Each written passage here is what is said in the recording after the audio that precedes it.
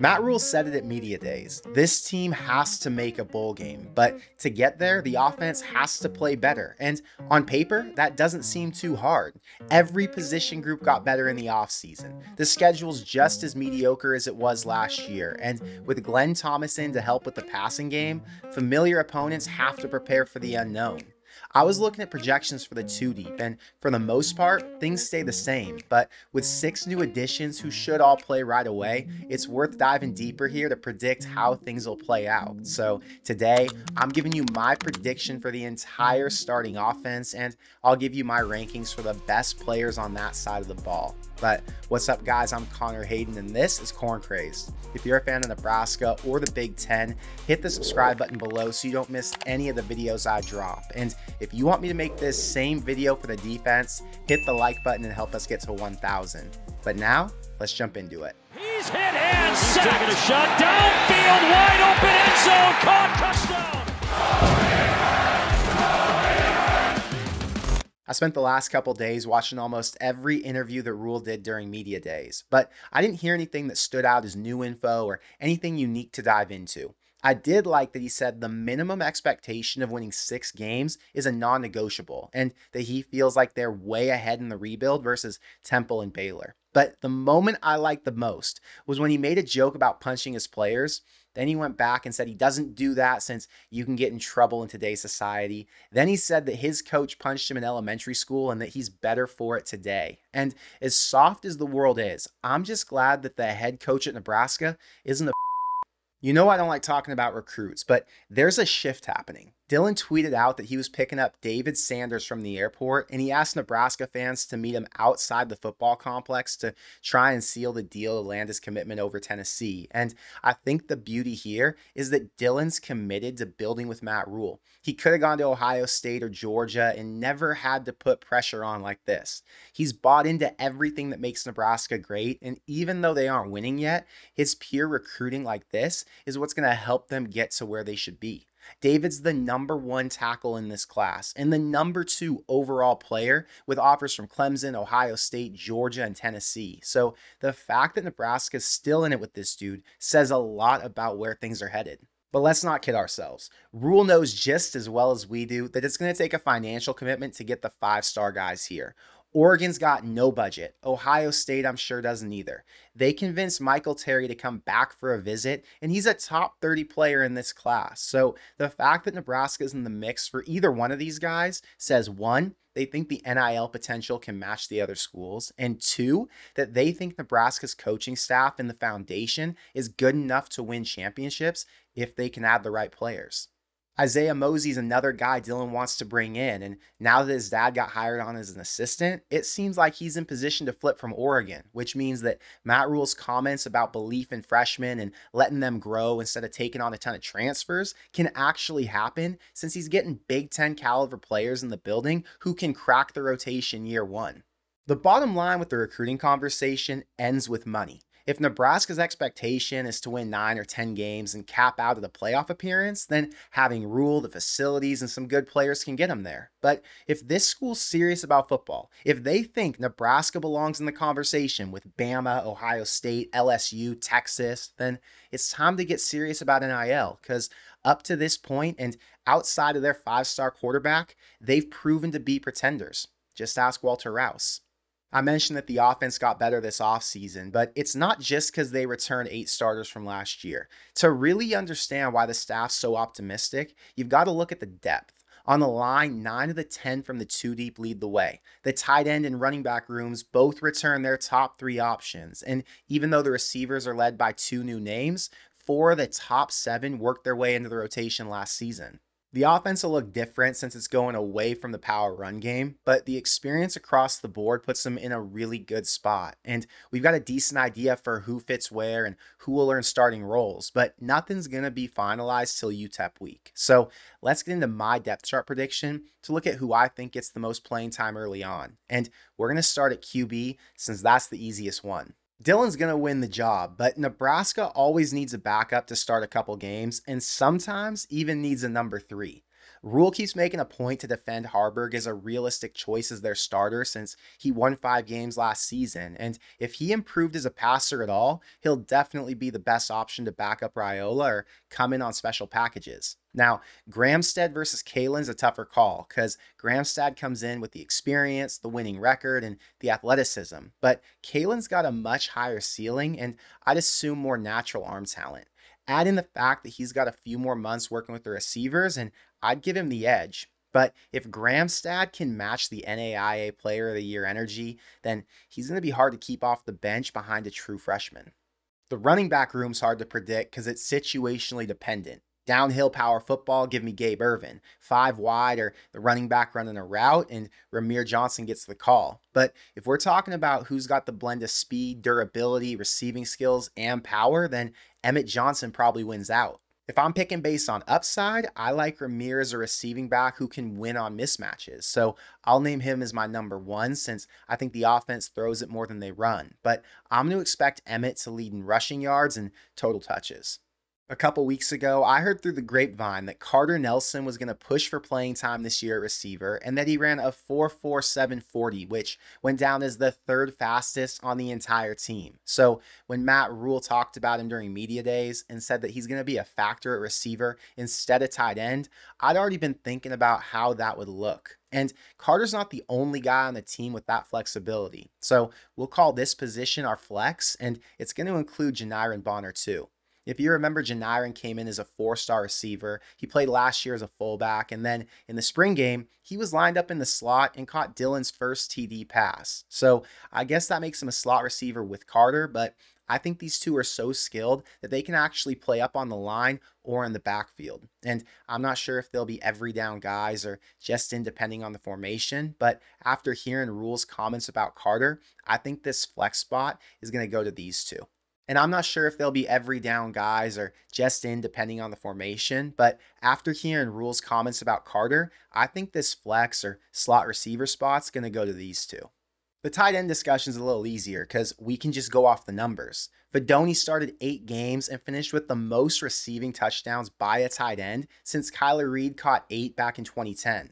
As far as potential goes, he scratched the surface in his first year playing after 2 major injuries, and catching 25 for 260 yards is a great starting stat line that he can improve on. Borkacher started 7 games and caught 5 passes for 51 yards, but his value's as a blocker, and he can catch it, but they don't ask him to all that often, so he's more of an unsung hero.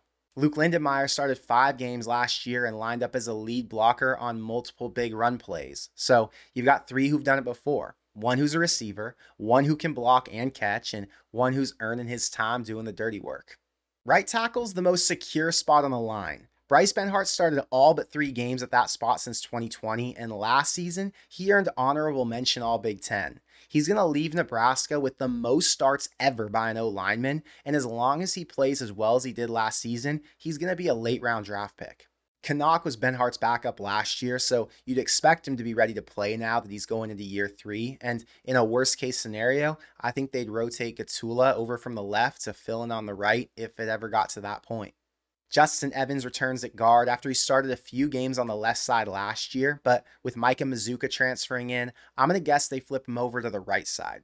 He started at center against Purdue, so let's assume that if anything happens to Ben Scott, they move him back there, and that would leave Henry Lutovsky an opportunity to take over behind him.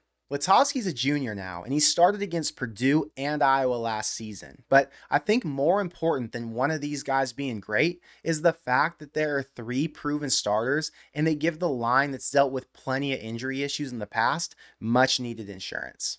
At center, Ben Scott's the returning starter who earned honorable mention All Big Ten last year and goes into his 3rd year starting at that spot. But if he wants to get drafted, he's going to have to earn it with good film. I felt bad for the O-line last year because they looked worse than they actually were.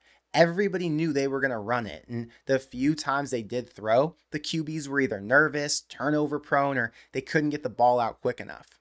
Dylan's gonna make his life easier. The play calling should help show off his skill set, and hopefully Scott ends up making an NFL roster with Benhart to help Donovan Raiola sell the dream to the next guys he's recruiting.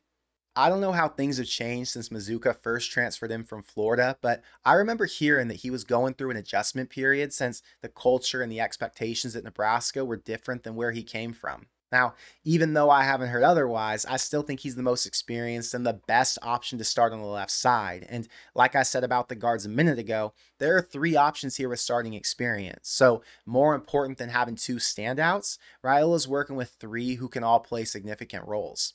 Prohaska's journey as Nebraska's starting left tackle has been rough. He showed a lot of promise as a true freshman before he got hurt. Then he came back in 2022 just to get hurt again. Then last year he came on strong at the end and ended up starting the last 5 games.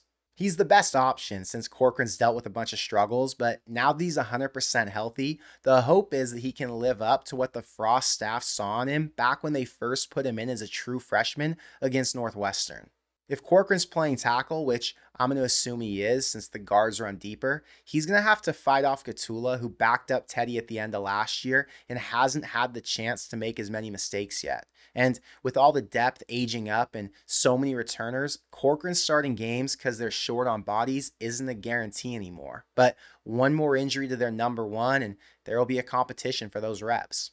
I broke the receiver groups up into 2 sets of 3 because realistically, they won't use more than 8 receivers all year, and I already gave you the 2 at the flex spots who likely end up playing in the slot. The first group's led by transfers Jamal Banks and Isaiah Nair, both proven commodities at their other schools. Then I threw in Jalen Lloyd because I think the pro-style offenses in the NFL are finding a lot of success with smaller speed guys. Even Nebraska's best receivers had similar skill sets. Look at J.D. Spielman and Trey Palmer. They were serious deep threats that QBs loved throwing it downfield to. You could argue a Malachi Coleman or an Alex Bullock should be there instead, but Lloyd's the perfect deep threat for a QB who can throw it 60 yards.